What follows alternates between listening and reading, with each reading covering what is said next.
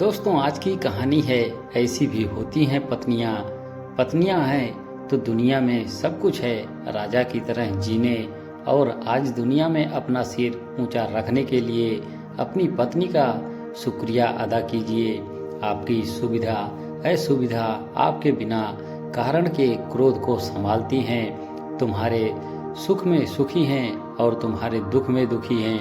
आप रविवार को देर से बिस्तर पर रहते हैं, लेकिन इसका कोई रविवार या त्योहार नहीं होता।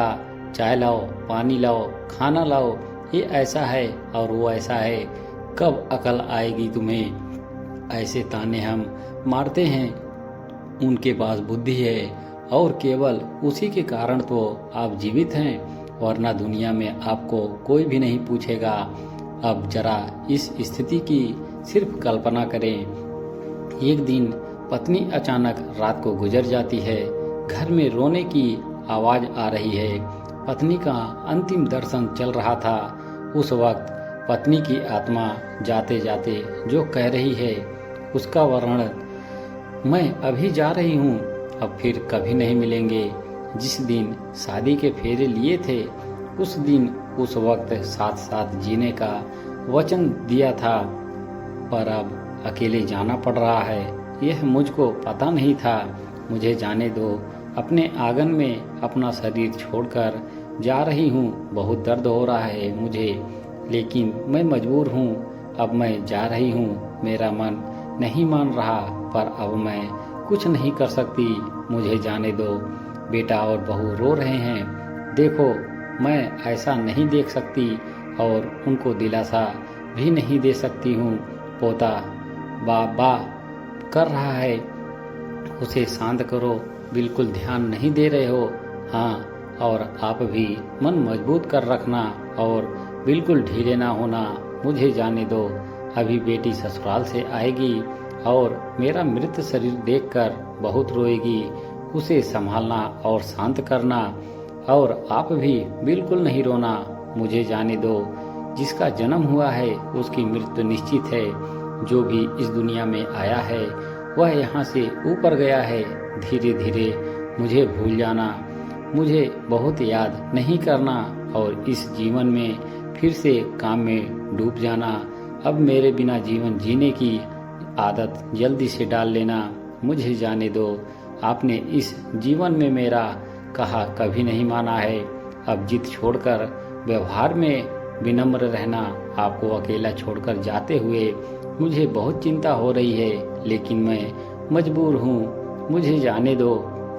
आपको बीपी और डायबिटीज है। गलती से भी मीठा नहीं खाना, अन्यथा परेशानी होगी। सुबह उठते ही दवा लेना ना भूलना। चाय अगर आपको देर से मिलती है तो बहू पर गुस्सा ना करना। अब मैं नहीं हूँ यह समझकर जीना सीख लेना। मुझे जाने दो। बेटा और बहू कुछ बोले तो चुपचाप सब सुन लेना। कभी गुस्सा नहीं करना, हमेशा मुस्कुराते रहना, कभी उदास नहीं होना। मुझे जाने दो। अपने बेटे के साथ खेलना, अपने दोस्तों के साथ समय बिताना। अब थोड़ा धार्मिक जीवन जिए ताकि जीवन को सीमित किया जा सके। अगर मेरी याद आए तो चुपचाप रो लेना, लेकिन कभी कमज़ोर नहीं होना। मुझे जाने दो। मेरा रुमाल कहाँ है? मेरी चाबी कहाँ है? अब ऐसे चिल्लाना नहीं। सब कुछ ध्यान से रखने और याद रखने की आदत डालना। सुबह शाम नियमित रूप से दवा ले लेना। अगर बहू भूल जाए तो सामने से याद कर लेना। जो भी खाने को मिले प्यार से खा लेना और गुस्सा नहीं करना। मेरी अनुपस्थिति खलेगी पर कमज़ोर नहीं होना। मुझे जाने दो। बुढ़ापे की छड़ी भूलना नहीं और धीरे धीरे चलना। यदि बीमार हो गए और बिस्तर में लेट गए तो किसी को भी सेवा करना पसंद नहीं आएगा। मुझे जाने दो। शाम को बिस्तर पर जाने से पहले 1 लोटा पानी मांग लेना। प्यास लगे तो ही पानी पी लेना। अगर आपको रात को उठना पड़े तो अंधेरे में कुछ लगे नहीं, इसका ध्यान रखना। मुझे जाने दो। शादी के बाद हम बहुत प्यार से साथ रहे। परिवार में फूल जैसे बच्चे दिए। अब उस फूलों की सुगंध मुझे नहीं मिलेगी, मुझे जाने दो। उठो सुबह हो गई, अब ऐसा कोई नहीं कहेगा। अब अपने आप उठने की आदत डाल लेना, किसी की प्रतीक्षा मत करना, मुझे जाने दो। और हाँ, एक बात तुमसे छिपाई है, मुझे माफ़ कर देना। आपको बिना बताए बाजू की पोस्ट ऑफिस में बचत खाता खुलवाकर 14 लाख रुपए जमा किए हैं। मेरी दादी ने सिखाया था, एक एक रुपया जमा करके कोने में रख दिया। इसमें से 5-5 लाख बहू और बेटी को देना और अपने खाते में 4 लाख रखना अपने लिए। मुझे जाने दो।